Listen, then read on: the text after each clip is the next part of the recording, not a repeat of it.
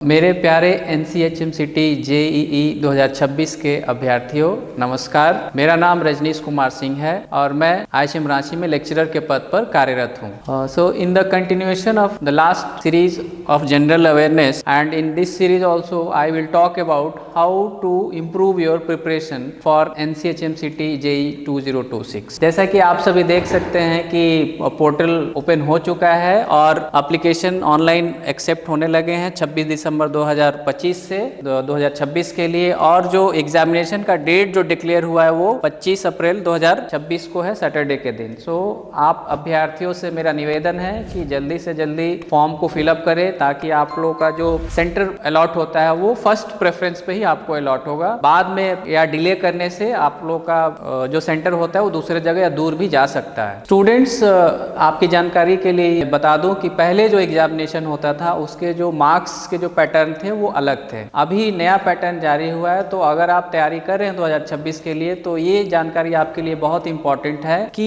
आपको अपने पैटर्न की जानकारी हो और उसमें जो चेंजेज हुए हैं वो मार्किंग के पैटर्न में चेंज हुए हैं, ना कि सिलेबस में चेंज हुआ है। तो सिलेबस आपका वही है जो पहले था, बस आपके मार्क्स में चेंज हुए हैं। इस साल NTA ने अपने नंबर ऑफ क्वेश्चंस को कम किए हैं पिछले साल और के बजाय। अब जो नए पैटर्न में आप देख पा रहे हैं कि न्यूमेरिकल एबिलिटी अब ये सिर्फ 15 क्वेश्चन आएंगे, रीजनिंग के 15 क्वेश्चन रहेंगे, जीके के 15 क्वेश्चन रहेंगे, लैंग्वेज जो इंग्लिश की एग्जामिनेशन होती है वो उसके 45 क्वेश्चन होंगे और सर्विस एप्टीट्यूड के टोटल 30 क्वेश्चन होंगे। तो अब नए सिलेबस के हिसाब से टोटल जो क्वेश्चन होंगे वो सिर्फ 120 क्वेश्चन है। तो जनरल नॉलेज के लिए हम लोग देखेंगे कि इसमें आपका ब्रॉडली हिस्ट्री, इंडिया और वर्ल्ड दोनों के बारे में पूछा जाता है। हिस्ट्री का मतलब यहाँ पे कि ऐसा नहीं है कि हम UPSC के लेवल की तैयारी करेंगे, बेसिक्स जो हिस्ट्री के क्वेश्चंस पूछे जाते हैं वो आपको याद रखने होंगे। और वर्ल्ड हिस्ट्री के बारे में पूछा जाता है, उसके भी बारे में आपको थोड़ी बहुत जानकारी रखनी है। अगली बात करें तो geography of India and world. Geography में मेनली क्वेश्चन पूछे जाते हैं, तो उनका चेक करने का जो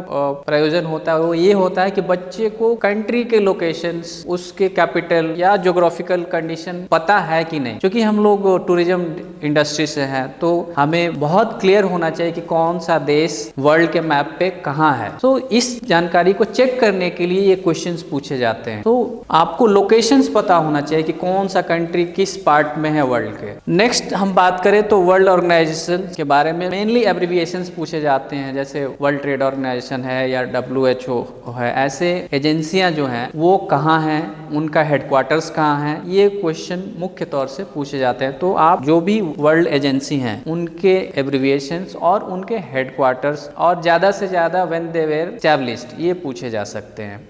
आगे बढ़े तो बुक्स एंड ऑथर्स के बारे में पूछा जाता है। बुक्स एंड ऑथर्स तो अनंत हैं, बुक्स और राइटर्स। तो जो इम्पोर्टेंट बुक्स हैं, चाहे बहुत पहले लिखी गई हो या रिसेंट में ऐसा कुछ बुक्स जिसको प्राइज वगैरह मिला हो, तो वो सारे बुक्स के राइटर्स मालूम होने चाहिए आप। अगली हम बात करें तो famous personalities. Famous personalities recent के भी हो सकते हैं या प्रीवियस हिस्ट्री से भी पूछे जा सकते हैं। तो पर्सनालिटीज के बारे में जानकारी होना चाहिए और उस पर्सनालिटी का क्या योगदान था ये भी हमें याद होना चाहिए। आगे बढ़े तो इन्वेंशंस एंड डिस्कवरीज।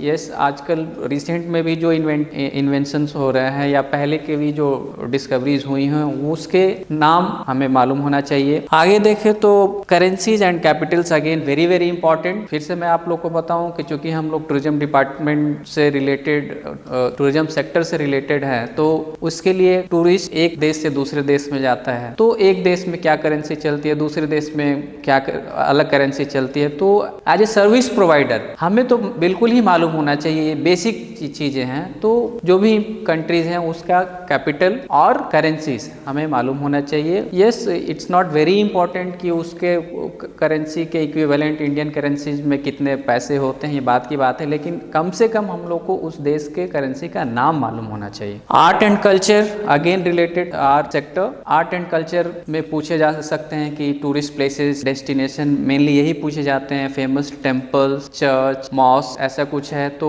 या कुछ tourist destinations world wide, not only for India, पूछे जाते हैं ये सारे क्वेश्चन। सो ये टूरिस्ट प्लेसेस जहाँ फुटफॉल बहुत ज्यादा होते हैं और या बहुत फेमस मेला लगता हो या क्राउड इकट्ठा होता है, तो ऐसे जगह के बारे में आपको जानकारी होनी चाहिए। तो ये आर्ट एंड कल्चर, इसमें आपको डांस फॉर्म भी आपको याद करने होंगे कि फेमस जो डांस होते हैं, रीजनल डांस होते हैं या क्लासिकल डांस होते हैं, वो कोई किस कम्युनिटी से है या कौन से स्टेट का है या कौन से कंट्री का है, वो आपको अपने प्रिपरेशन में कवर करना होगा। जनरल नॉलेज का जो लास्ट टॉपिक है वो इंडियन पॉलिटी एंड कॉन्स्टिट्यूशन है। इसमें हम अपने कॉन्स्टिट्यूशन के बेसिक्स के बारे में पढ़ेंगे, हमें पूरा कॉन्स्टिट्यूशन याद करने की जरूरत नहीं है। तो बेसिक्स क्वेश्चन पूछे जाते हैं कि कौन से आर्टिकल के हिसाब से या हमें ये राइट मिलता है कि हम वोट दे सकें, या इंडियन पॉलिटी के बारे में पूछे तो प्रधानमंत्री किसको इस्तीफा देते हैं। ये सारे बेसिक्स जो क्वेश्चन हैं वो आपको पढ़ने हैं, और पिछले साल के जो आप क्वेश्चन जब उठा के देखेंगे तो आपको पता चलेगा कि पॉलिटी से या कॉन्स्टिट्यूशन से क्या क्या क्वेश्चन पूछे जाते हैं। सो ओवरव्यू मैं यही बोलूँगा कि आपको बेसिक्स अपना स्ट्रॉन्ग करना है और हमें बहुत डेप्थ में एक ही चीज़ को नहीं पढ़ना है। सो हम अगला जो इसका पार्ट है जनरल अवेयरनेस का, वो है करंट अफेयर्स। तो जनरल अवेयरनेस में जनरल नॉलेज हम लोगों ने देखा। नाउ करंट अफेयर्स में हमें किन किन बातों पे ध्यान देना है देखते हैं। पहला जो है वो है इवेंट्स। इवेंट्स जो पिछले एक साल में जो भी घटनाएं घटी हैं, important, national as well as international, ये दोनों घटना चक्र आपको याद रखना है, जो भी इंपॉर्टेंट इवेंट्स हुए हैं। Next is awards and honours. जो भी अवार्ड्स दिए जाते हैं इंटरनेशनली या नेशनल लेवल पे भी, जैसे ऑस्कर पुरस्कार हुआ या बेस्ट बुक प्राइज हुआ, ये सारे क्वेश्चंस आपको याद रखने हैं। बेस्ट एग्जांपल है कि अभी हाल में ही में बच्चों को अपने वीरता पुरस्कार दिया गया, बाल पुरस्कार दिया गया। रिसेंट में मैं ये क्वेश्चन भी बहुत इंपॉर्टेंट हो सकता है कि कौन से क्रिकेटर है जिसको अंडर 19 में अवार्ड मिला राष्ट्रपति के द्वारा। तो ये सारे क्वेश्चंस अपने आप बनाया जाता है। क्वेश्चन ऐसा कुछ नहीं है कि आपको बना बनाया मिल जाएगा। एज ए आप अभ्यर्थी के तौर पे भी आप इन सारे क्वेश्चनों को रिसर्च कीजिए कि किस किस तरह के क्वेश्चन पूछे जा सकते हैं, और अपना एक नोट्स बनाइए जो कि एंड टाइम में जो आपका एग्जामिनेशन के समय में आपको बहुत कारगर होता है। नाउ नेचुरल कैलेमिटीज, जो भी साल भर में जो नेचुरल कैलेमिटीज आई हो, कहीं बाढ़ आया हो या कहीं तूफान आए हुआ है, तो उसका क्या नाम है, एटलीस्ट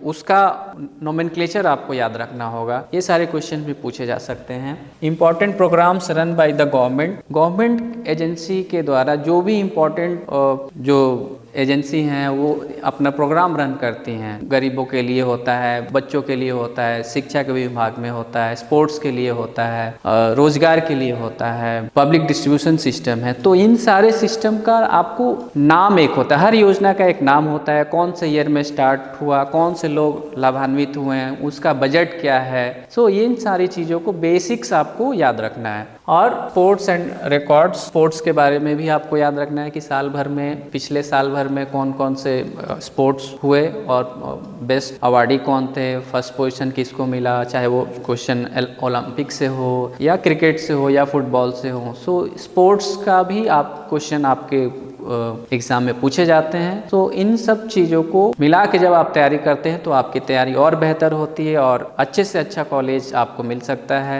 धन्यवाद मेरे प्यारे अभ्यर्थियों वीडियो देखने के लिए। ऐसे बहुत ढेरों सारी वीडियो IHM रांची अपने चैनल पे अपलोड करता रहेगा। कृपया IHM रांची के YouTube चैनल को सब्सक्राइब करें और इस वीडियो को लाइक करें। आपका बहुत बहुत धन्यवाद फिर से एक बार। Thank you, all the best.